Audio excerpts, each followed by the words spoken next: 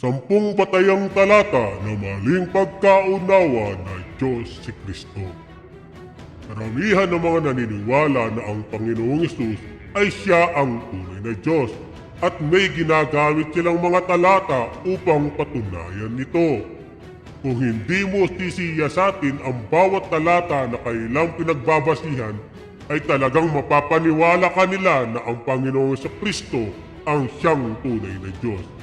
Karamihan ng mga mangangaral at depensor ng mga naniniwalang Diyos si Kristo ay isa lamang ang pinanggagalingan ng kanilang paliwanag at lahat ay nagmumula lamang sa kanilang sariling opinyon o kuro-kuro o sa madaling salita ay aral ng tao at hindi aral ng Diyos. Ang pag-uusapan po natin ngayon ay ukol sa 10 talata na madalas na kanilang gamitin para patunayan na Diyos si Kristo.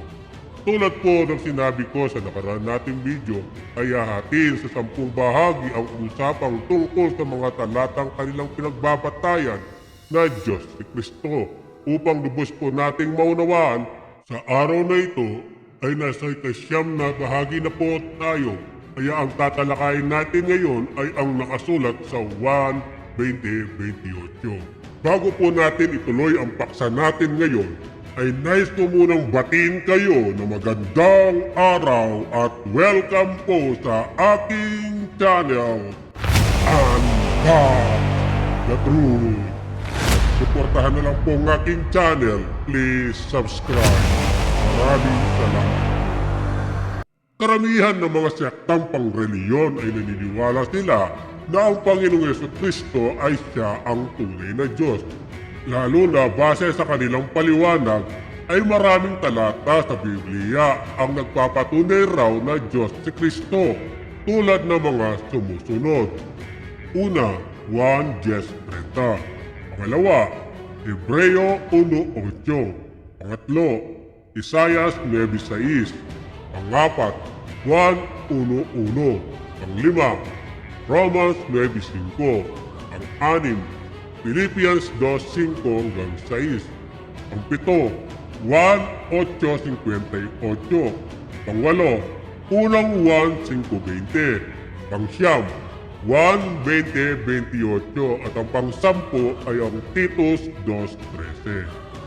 Sa nakaraang video po natin ay natalakay na po natin ang 8 bahagi sa 10 bahagi na kanilang pinagbabatayan ng Diyos sa Kristo at napatunayan natin mula sa banal na kasulatan na si Kristo ay hindi Diyos.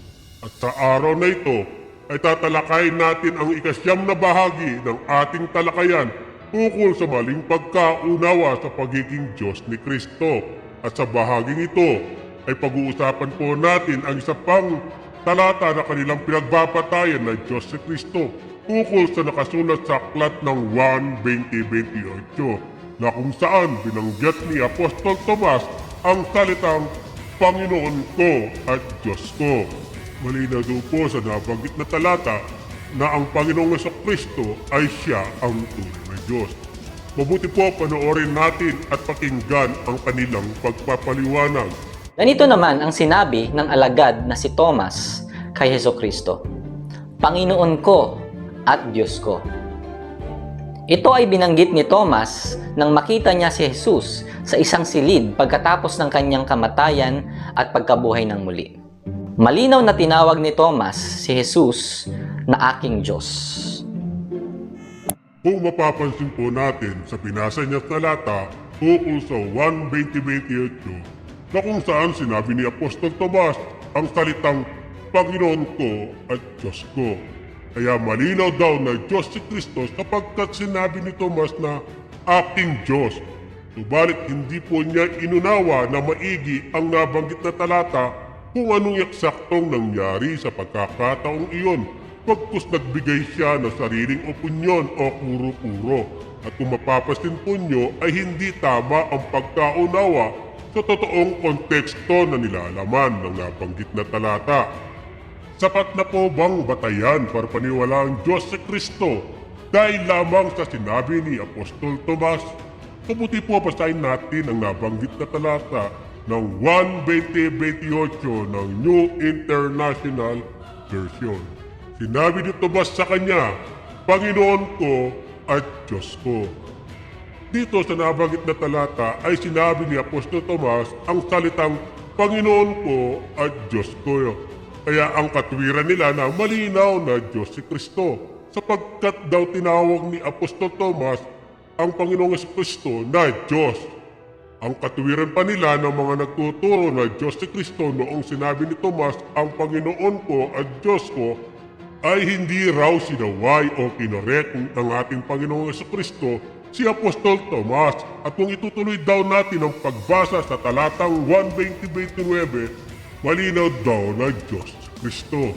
Mabuti po basahin po natin ang aklat ng 1:20-29 ng New International Version. Pagkatapos ay sinabi sa kanya ni Jesus, Dahil nakita mo ako, sumampalataya ka, kapalad ang mga hindi nakakita ngunit nagsisisampalataya. Kaya sapat na raw para paniwalaan na Diyos si Kristo, sapagkat nang sabihin daw ni Apostol Tomas, ang Panginoong Yesus na Panginoon ko at Diyos ko ay hindi raw sinaway o iniwasto ng ating Panginoong Yesus si Apostol Tomas. Bagkus daw sinabihan pa niya si Tomas na ngayon naniniwala ka dahil nakita mo ako. Tama kaya ang kanilang pagkaunawa sa nabanggit na mga talata.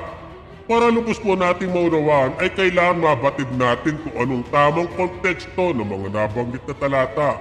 Ang mahalagang tanong, una, bakit nasabi ni Tomas ang salitang Panginoon ko at Diyos ko?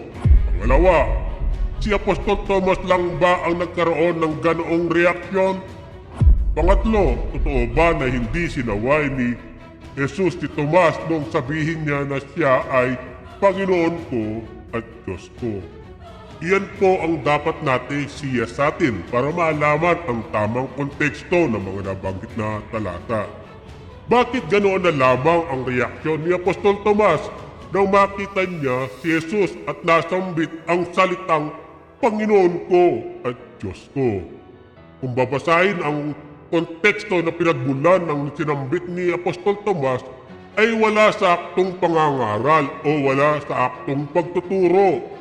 Bagkus ito ay nasa kalagayang pagdududa na nabuhay ang ating Panginoong Yesus, sapagkat hindi sumasampalataya si Tomas na nabuhay si Jesus sa kabila ng matagal niyang nakasama si Jesus sa pangangaral at ilang beses na niyang sinabi sa mga apostol na siya ay mamamatay at sa 3 araw siya ay mabubuhay. Subalit hindi ito pinaniniwalaan ni Tomas sapagkat nakita ni Tomas at ng mga apostol kung paano namatay ang ating Panginoong Jesucristo sa krus. Kaya batid niya na patay na si Jesus at hindi siya naniniwala sa mga sinabi sa kanya ng ibang mga apostol. Kaya anong nangyari nang makita si Jesus? Mabuti po basahin natin ang unang bahagi ng talata. Basahin po natin ang aklat ng 1:20-24 hanggang 25 ng Good News Bible. Isa sa 12 alagad, si Tomas, tinatawag na kambal, ay hindi kasama nila nang dumating si Jesus. Kaya sinabi sa kanya ng ibang mga alagad, nakita namin ang Panginoon. Sinabi sa kanila ni Tomas, hanggang hindi ko makita ang mga pilat ng mga pako sa kanyang mga kamay at ilagay ang aking daliri sa mga peklat na iyon at ang aking kamay sa kanyang tagiliran, hindi ako maniniwala. Mapapansin po natin, noong unang nagpakita ang Panginoong Jesucristo sa mga apostol, ay wala si Apostol Tomas. Sinabihan si Tomas ng mga ibang apostol na nakita nila ang Panginoong Jesucristo. Ano po ang naging tugon ni Tomas? Naniniwala ba si Tomas sa kanyang narinig? Hindi, dahil hindi sumasampalataya si Tomas na mabubuhay si Jesus dahil nakita niya kung paano namatay ang Panginoong Jesucristo. Ano ang sinabi ni Tomas sa kwento ng mga apostol na nakita nila si Jesus?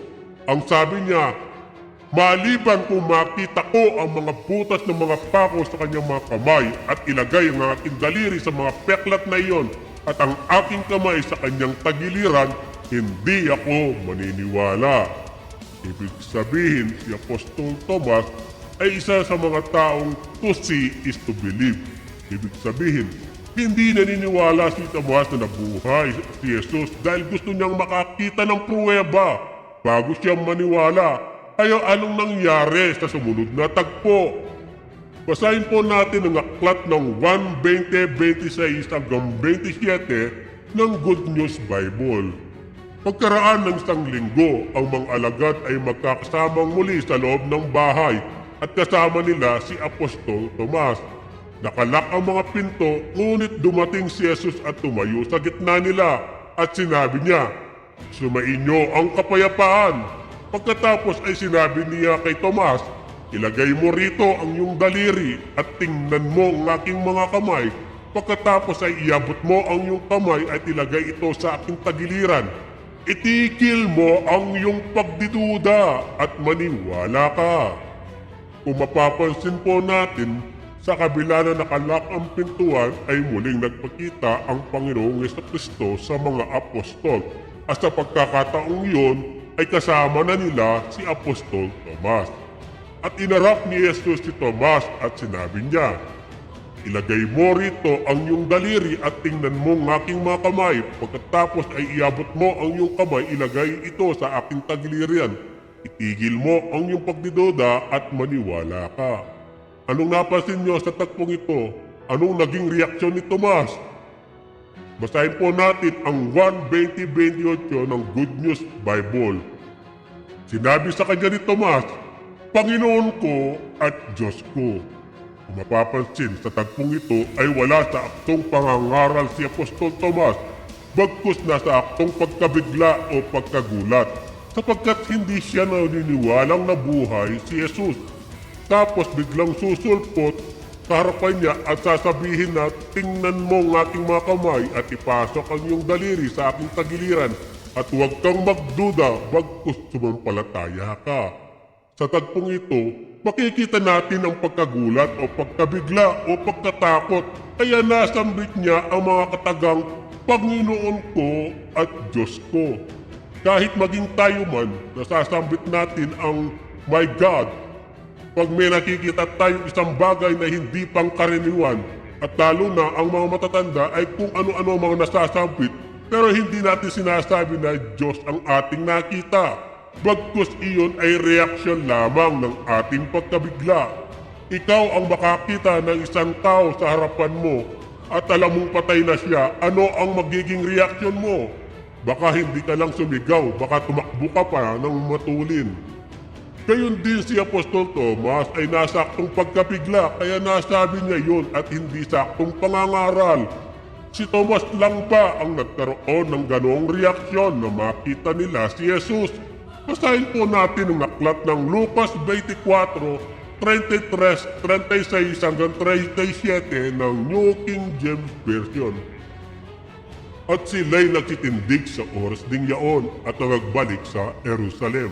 At naratnang nagkakatipon ang 11 at ang kanilang mga kasama.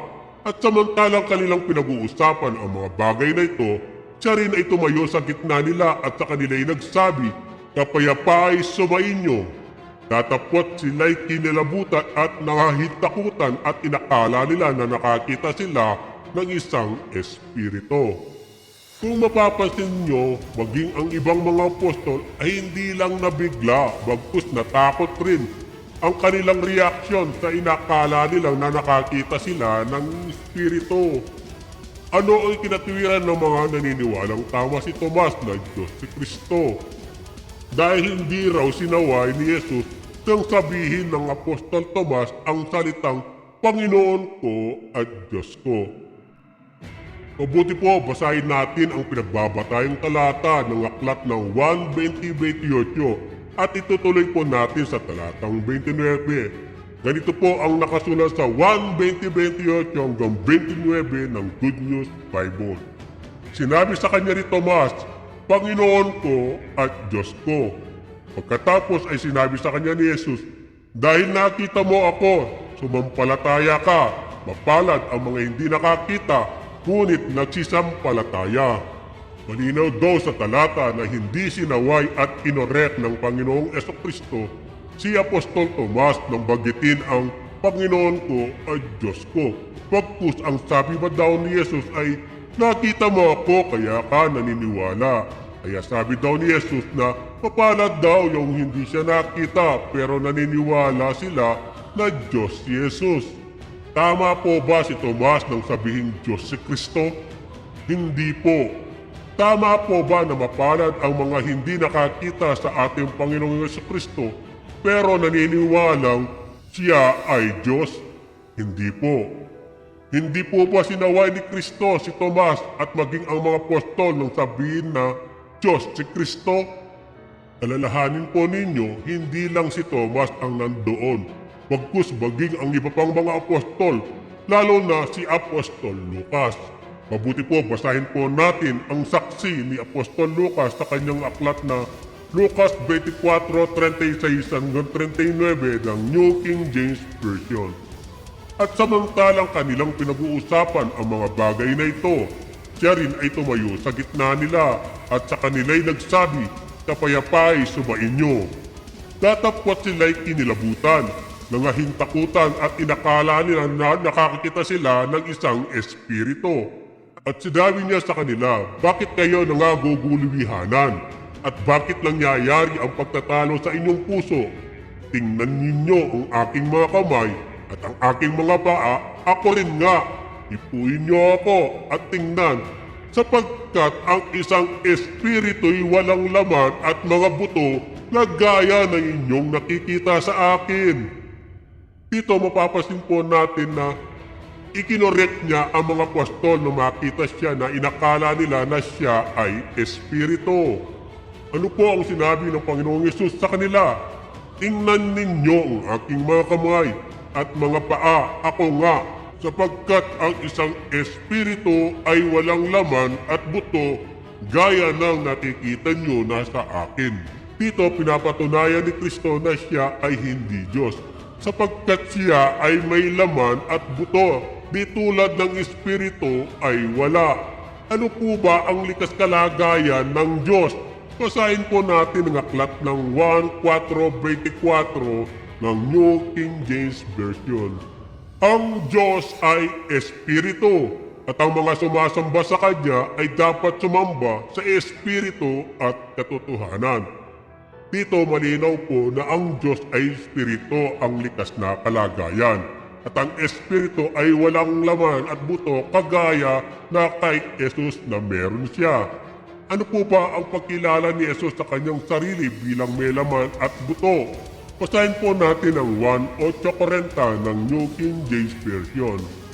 "Ngunit ngayon pinagsisikapan ninyo akong patayin isang tao na nagsabi sa inyo ng katotohanan na aking narinig sa Diyos. Hindi ito ginawa ni Abraham." Ano po ang pagkakilala ni Jesus? Ano po ang pagkilala ni Jesus? Siya ay tao na nakarinig ng katotohanan mula sa Diyos. Sino ang may narinig ng katotohanan? Ang ating Panginoong Jesucristo. Kanino niya narinig? Sa ating Panginoong Diyos. Kaya malinaw po ang turo ng Biblia na magkaiba ang Diyos at ang ating Panginoong Jesucristo, sapagkat ang Diyos ay espiritu na walang laman at buto, samantalang si Jesus ay isang tao na may laman at buto. Sino po ang mas paniniwalaan ninyo? Si Jesus na nagsasabi na siya ay tao na nakarinig ng katotohanan mula sa Diyos, o mas paniniwalaan ninyo si Apostol Tomas na sinabing Diyos sa Kristo dahil sa kanyang pagkabigla at pagkatakot at hindi sumasampalataya? Ano po ang sabi ni Jesus sa mga taong ayaw maniwala sa sinabi niya? Basahin po natin ang aklat ng 1:8-43 hanggang 44 ng New International Version. "Bakit hindi nyo napag-uunawang aking pananalita? Sapagkat hindi ninyo mangyayaring dinggin ang aking salita. Kayo'y sa inyong amang dyablo at ang mga nais na inyong ama ang ibig nyong gawin. Sa isang mamamatay tao buhat pa ng una at hindi nananatili sa katotohanan, sapagkat walang katotohanan sa kanya. Pagka nagsasalita siya ng kasinungalingan, ay nagsasalita siya na saganang sa kanya, sapagkat siya ay isang sinungaling at ama nito." Kung patuloy ka na maniniwala na Diyos si Kristo, ibig sabihin, ikaw ay anak ng Diablo na ayaw maniwala sa sinabi ni Jesus na siya ay tao at ikaw pinipilit ang kasinungalingan na Diyos si Kristo tulad ng iyong amang Diablo ng ama ng kasinungalingan. Ano pa po ang patunay na hindi Diyos si Kristo? Mabuti po ang ating Panginoong Kristo ang mismong sasagot. Basahin po natin ang aklat ng 1:20-17 ng New International Version. Sinabi sa kanya ni Jesus, "Huwag mo akong hipuin sapagkat hindi pa ako nakakakyat sa Ama. Ngunit pumoroon ka sa aking mga kapatid at sabihin mo sa kanila, aakyat ako sa aking Ama at inyong Ama at aking Diyos at inyong Diyos." Ano po ang sabi ng ating Panginoong Kristo? Aakyat ako sa aking Ama na inyong Ama at aking Diyos at inyong Diyos. Ibig sabihin si Jesus at ang mga apostol ay isa lamang ang Diyos na kanilang kinikilala at iyon ay walang iba kundi ang Ama. Kaya kung ang paniniwala mo na ang Diyos mo ay si Jesus, ang ibig sabihin ay hindi ka tunay kay Kristo sapagkat kailanman ay hindi itinuro ni Kristo na siya ay Diyos pagkus lagi niyang tinuturo ng Ama lamang ang isang Diyos.